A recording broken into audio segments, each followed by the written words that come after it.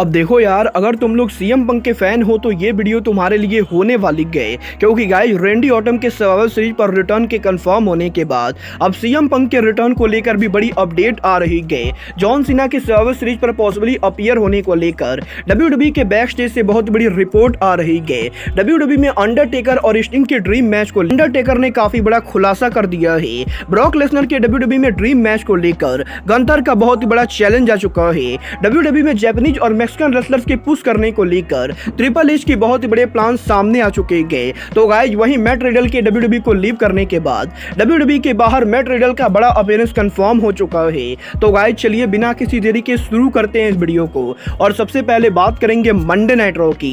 Well guys ये चीज तो हम सभी लोगों ने देखी। आज यहाँ पर डब्ल्यूडब्ल्यूई के मंडे नाइट रॉ के एंडिंग के ऊपर कोडी रोड्स ने ऑफिशियली इस चीज को कंफर्म कर दिया है कि डब्ल्यूडब्ल्यूई के अंदर सर्वाइवल सीरीज के वॉर गेम में कोडी रोड्स के पार्टनर आखिरी मेंबर और कोई नहीं बल्कि रैंडी ऑर्टन होने वाले गए। और गाइस डब्ल्यूडब्ल्यूई कंपनी ये ऑफिशियली अनाउंस कर चुकी गए कि डब्ल्यूडब्ल्यूई के वॉर गेम के अंदर दी वाइपर रैंडी ऑर्टन करीबन 1.5 सालों के बाद डब्ल्यूडब्ल्यूई पर उनका रिटर्न करेंगे और वो यहां पर वॉर गेम में कंपीट होने वाले गए। वेल गाइस अब क्योंकि रैंडी ऑर्टन का नाम कंफर्म हो चुका है तो गाइस इस चीज को लेकर तगड़ी अपडेट आ रही गए कि पॉसिबली डब्ल्यूडब्ल्यूई के सर्वाइवल सीरीज के ऊपर सीएम पंक का रिटर्न नहीं होने वाला है। और गाइस यहां पर सीएम पंक के रिटर्न के किसी भी रूमर को हटाने के लिए ही डब्ल्यूडब्ल्यूई कंपनी ने पहले ये अनाउंस कर दिया है कि रैंडी ऑर्टन यहां पर सर्वाइवल सीरीज पर रिटर्न होंगे।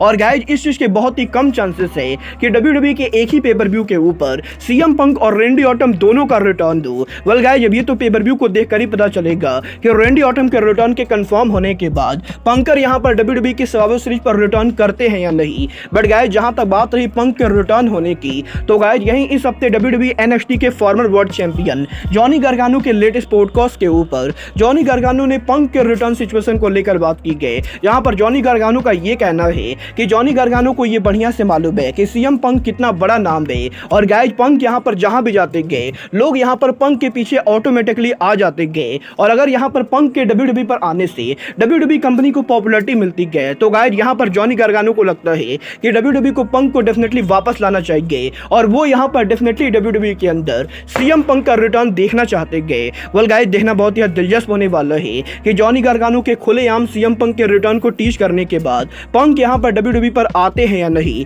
बट गाइस चलिए फिलहाल आगे बढ़ते और बात करते हैं WWE hall of famer the Undertaker की। वेल गाइस बात करें यहां पर अंडरटेकर की तो गाइस इस हफ्ते अंडरटेकर के लेटेस्ट डेड मैन शो के अंदर अंडरटेकर ने स्टिंग के साथ उनके ड्रीम मैच को लेकर बात की। जहां पर अंडरटेकर का ये कहना है कि वैसे तो अंडरटेकर की पूरे करियर के अंदर उन्हें यहां पर कभी भी स्टिंग के साथ 1-on-1 मैच लड़ने का मौका नहीं मिला।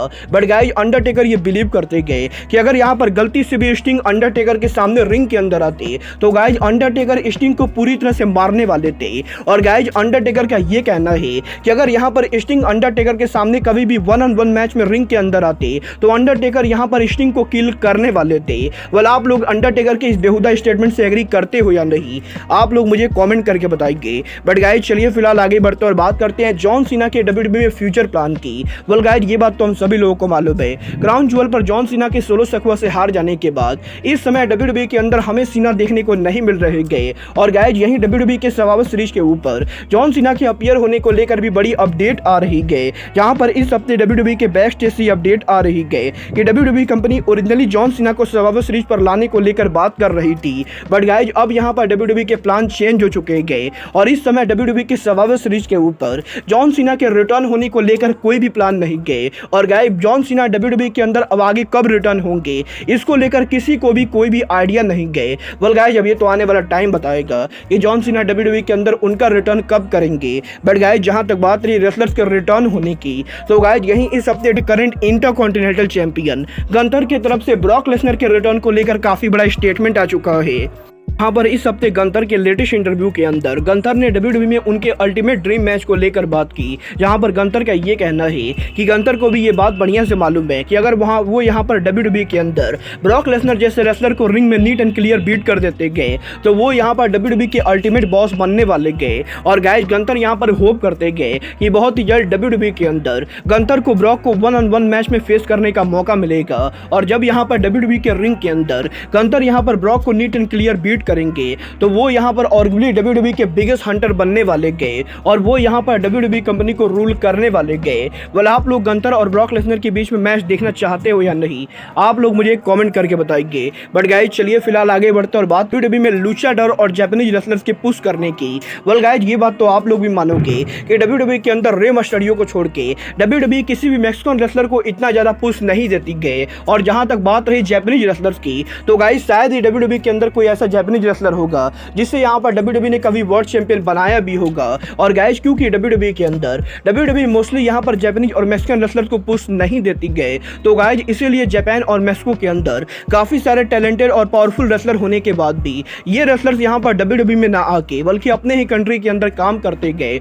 बट गाइज अब क्योंकि ट्रिपल एच WWE का कंट्रोल ले चुके हैं तो गाइज ट्रिपल एच इन चीजों को लेकर बड़ा चेंज करने वाले गए। और गाइज ट्रिपल एच ये मेक श्योर करने वाले गए कि जो भी यहाँ पर मैक्सिकन और जापानीज रेसलर WWE के अंदर आता है उसे यहाँ पर WWE के अंदर एक ना एक बार मेन इवेंटर बनाने की कोशिश की जाएगी। और गाइज इसी रीजन की वजह से WWE के अंदर इस समय नाकामुरा को भी पुश मिल रहा है।